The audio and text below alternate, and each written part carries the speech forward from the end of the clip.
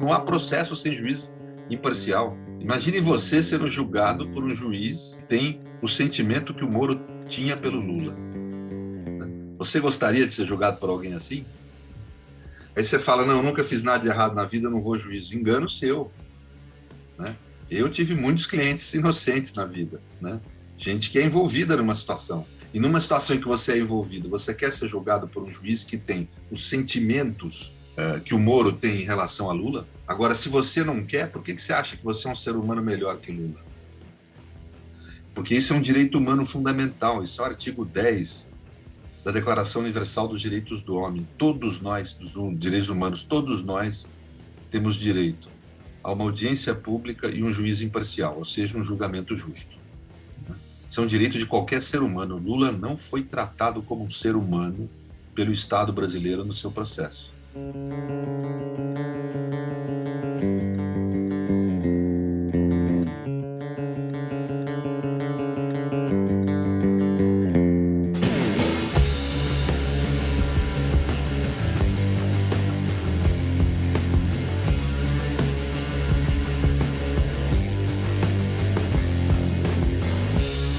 Não é uma adesão nova no Supremo.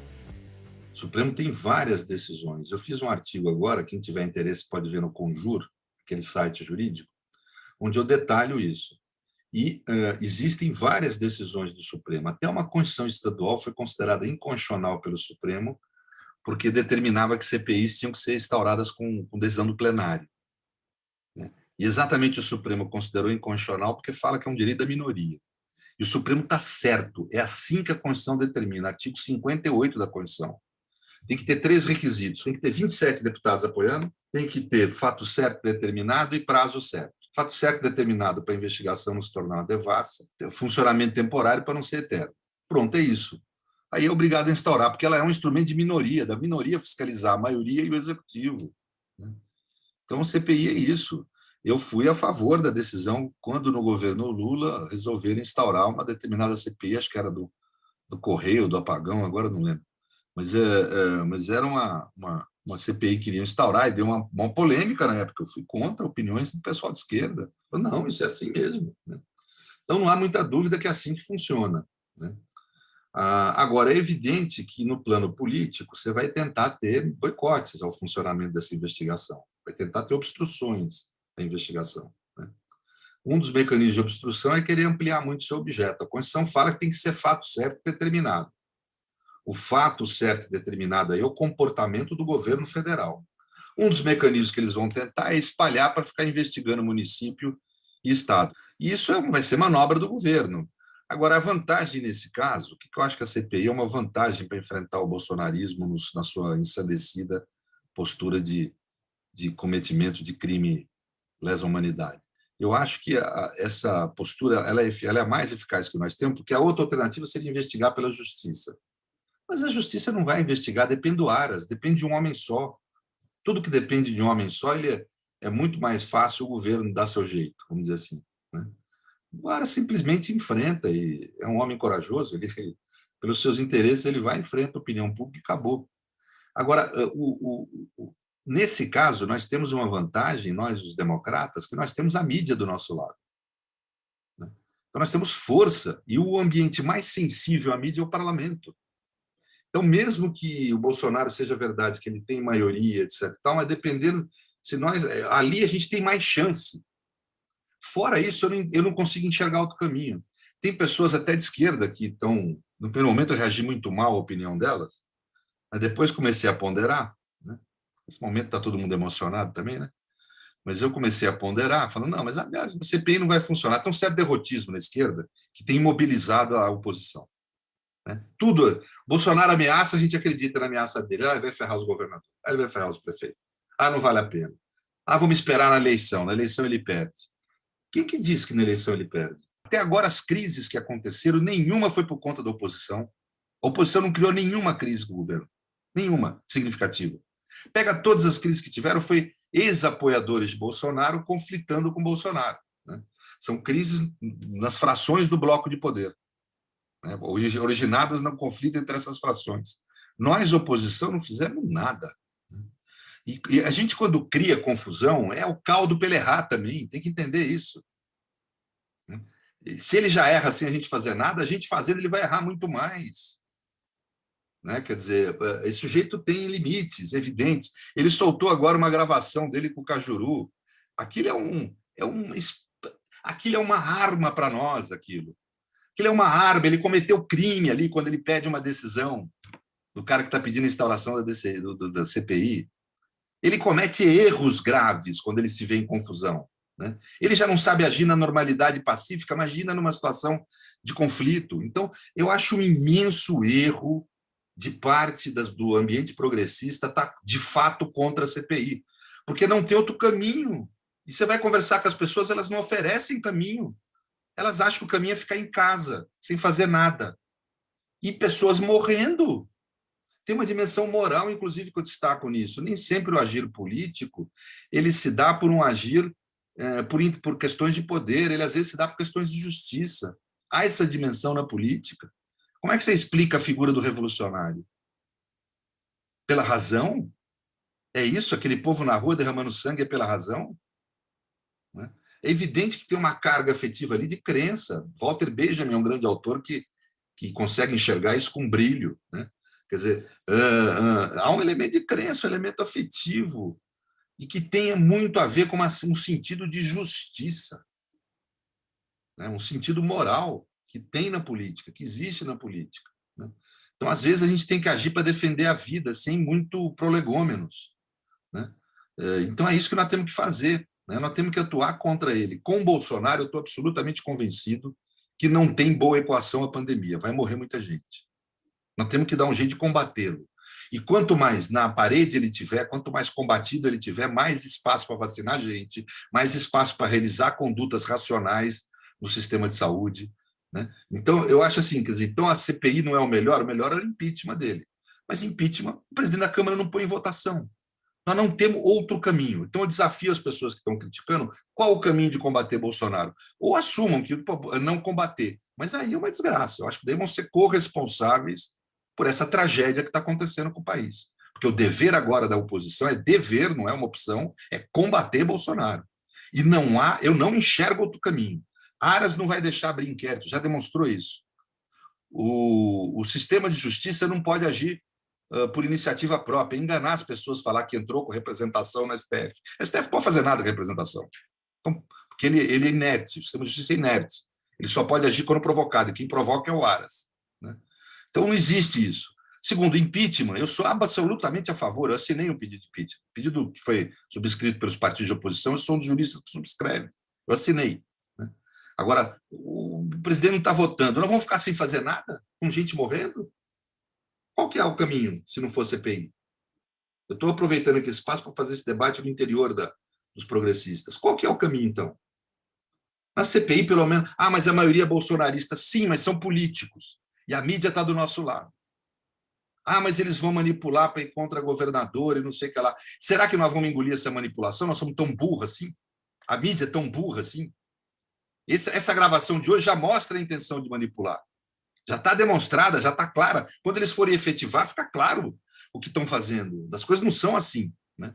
Então, eu acho que existe a necessidade de combater. Isso é uma necessidade moral, não é só política.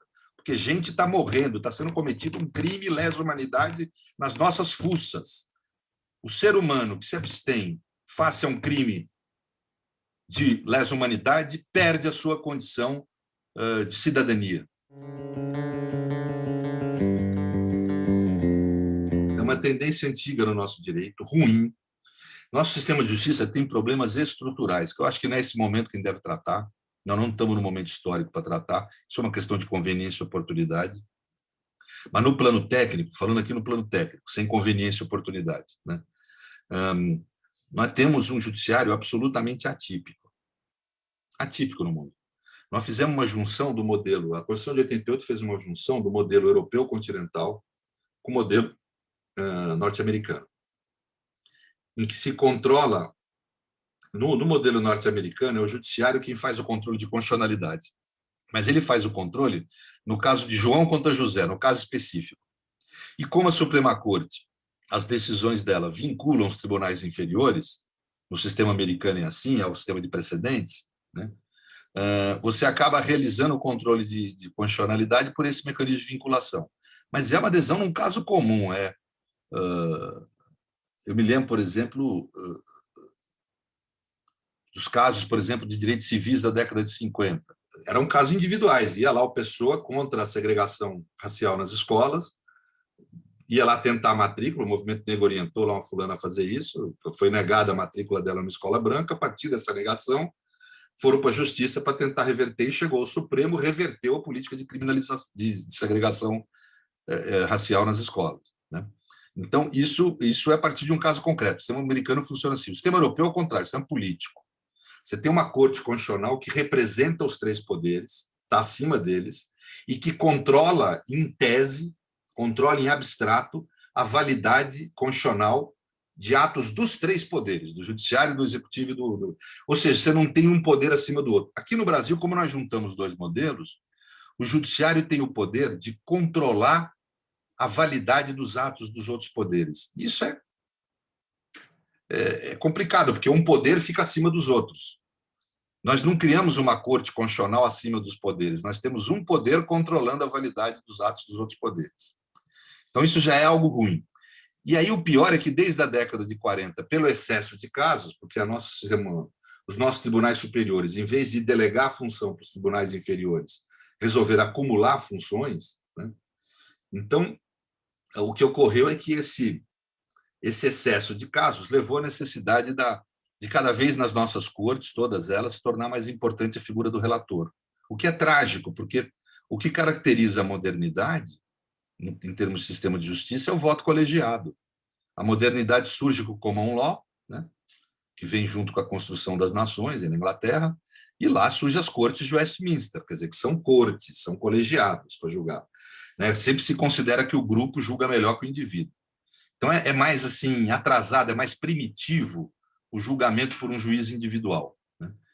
Então, é muito primitivo o relator ter esse poder todo que tem no Brasil. O problema é que nós temos a possibilidade, no nosso sistema hoje, de um relator, veja só que interessante, um relator, um ministro, suspender a eficácia de uma emenda constitucional por liminar. Ou seja, ele suspende a decisão de 3/5 do parlamento. Um ministro apenas. Então, é evidente que há uma disfunção estrutural nesse papel do relator. Mas, gente, é o que temos para hoje. O Judiciário Supremo, pelo menos como corte, é a melhor corte que nós temos no país, indiscutivelmente, a melhor corte que nós temos é o Supremo Tribunal Federal. Ele tem criado mecanismos de limitação, né? Então, por exemplo, o que fez o ministro Barroso, né? Ele aplica a jurisprudência da corte. E ele ainda teve uma medida íntima de contenção, que foi consultar informalmente os outros ministros, né? Que é correto isso. Correto, é uma medida correta isso, né? Mas, a parte disso, quer dizer, ele aplica uma jurisprudência que é pacífica. Bolsonaro está querendo ter uma Constituição só para ele, né? Que não crie limites, que dê poderes autoritários a ele, né? Isso é pacífico, gente. Já houve várias decisões contra o governo Lula, contra os outros governos. Por que Bolsonaro tem que ser diferente? Por que ele que quer ser o diferentão, né? Quer dizer, então, eu acho assim, essa situação é muito grave. Queria destacar o assunto da gravação. É a prova de cometimento de crime pelo presidente da República. Isso não pode ficar em vão também. Temos que pressionar o Procurador-Geral da República. Ou ele exerce o papel dele, ou temos que decretar o impeachment do Procurador-Geral da República, né? Porque ficou claro que o presidente da República estava manipulando, estava pressionando o senador já para ter um relatório favorável, antes de sequer começar as investigações. Ele comenta sobre o relatório, o presidente da República. Ou seja, ele está obstruindo a investigação do Legislativo. Isso é grave. Ele está interferindo na investigação do outro poder. Isso é grave. Isso não é só motivo para impeachment, não, é motivo de crime, precisa ser apurado isso, né? Então, nós precisamos ter as instituições funcionando no país, né? Minimamente. Não há como se admitir a legitimidade constitucional da Lei de Segurança Nacional. É verdade que ela foi produzida já no fim da ditadura, mas mantém integralmente o espírito da ditadura, né? Ainda era um momento autoritário. Aliás, o autoritarismo só começa mesmo a romper no Brasil em 88, com a Constituição de 88, né? É ali que nós temos a democracia brasileira. Tudo antes é questionável, mas, de qualquer forma, O espírito da lei é totalmente o espírito da ditadura, é transformar em crime a crítica.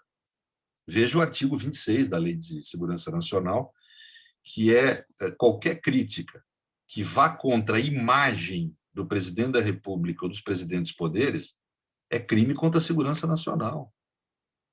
Quer dizer, veja, você chama... Eu alertei quando foi dar adesão daquele deputado e aplicaram a lei, né?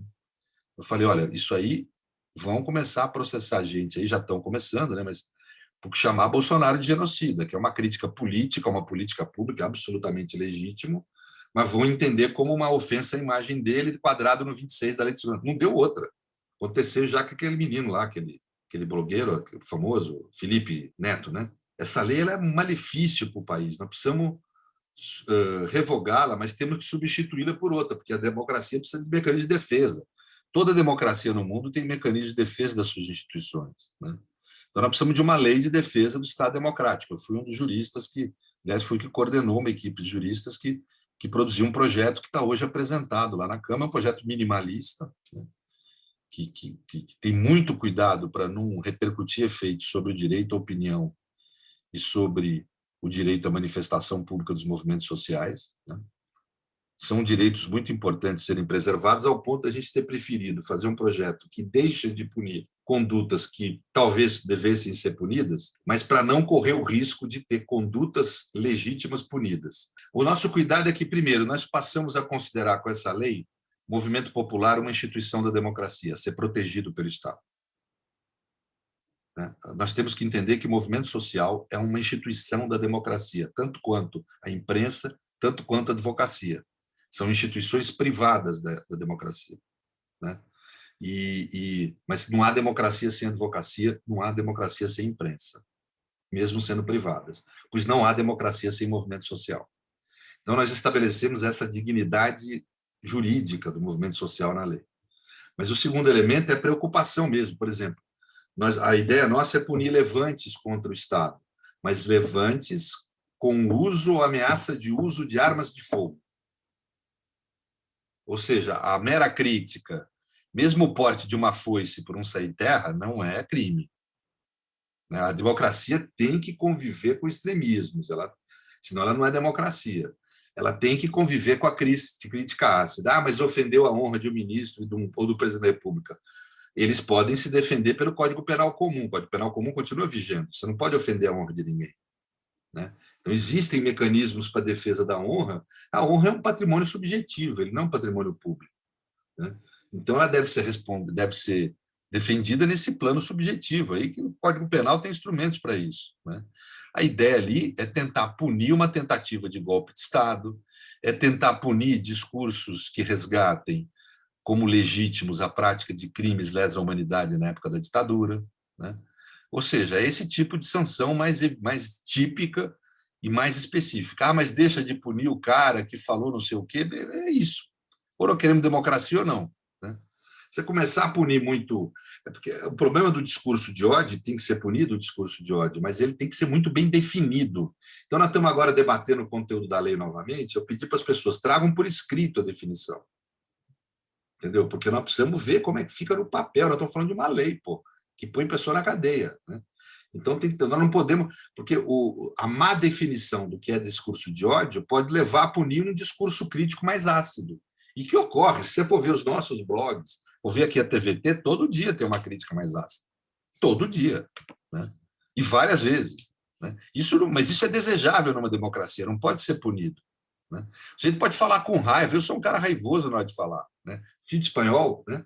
Então, eu tenho sangue espanhol, quer dizer, uma coisa firme mesmo e raivosa, né? A raiva faz parte um pouco da nossa cultura. Então tanto que a gente não leva muito a sério quando outro fica com raiva da gente, não fica magoado, né?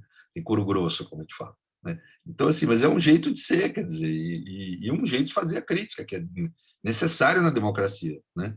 Então, não pode confundir um discurso que expressa indignação com um discurso de ódio, né? Então, nós temos que saber diferenciar, e isso tem que estar posto no texto legal.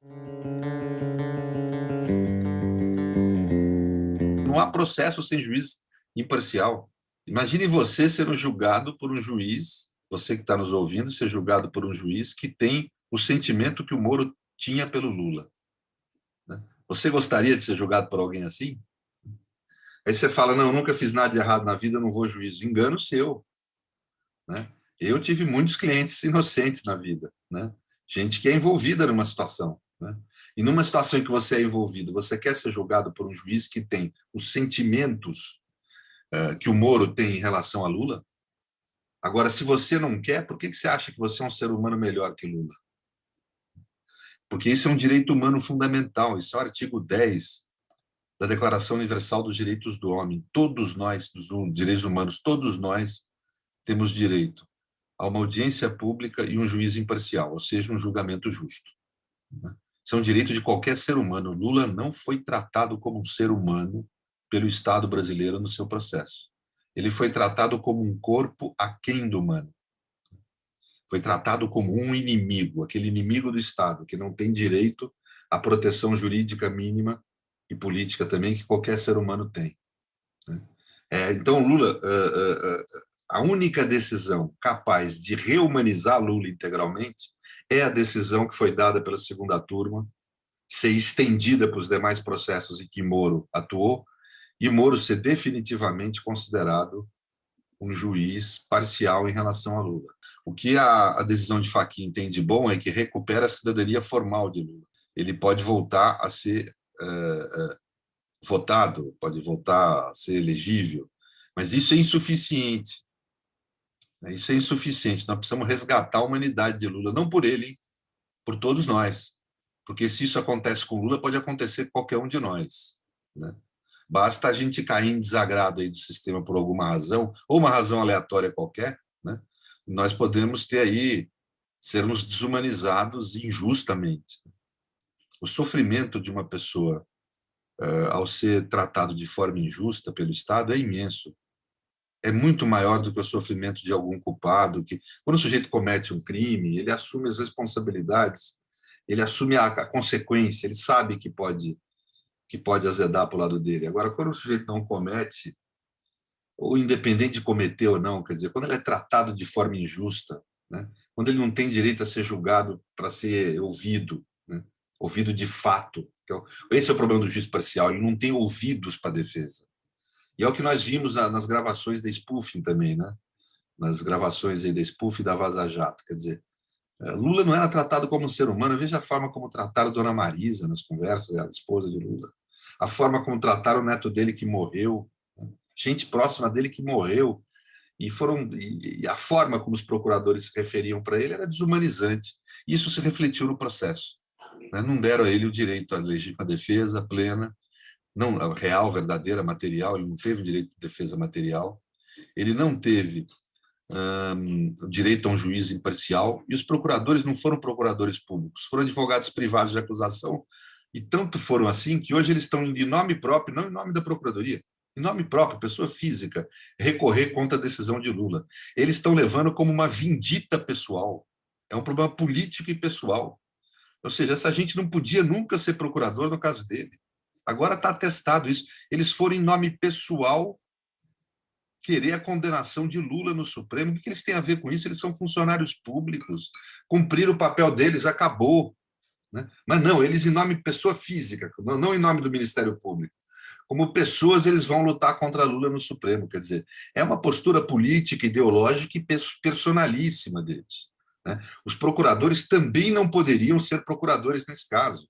O processo também é nulo por ter contado com procuradores que queriam agir por vingança pessoal, por política partidária, por política ideológica, como advogados privados de acusação e não como procuradores públicos.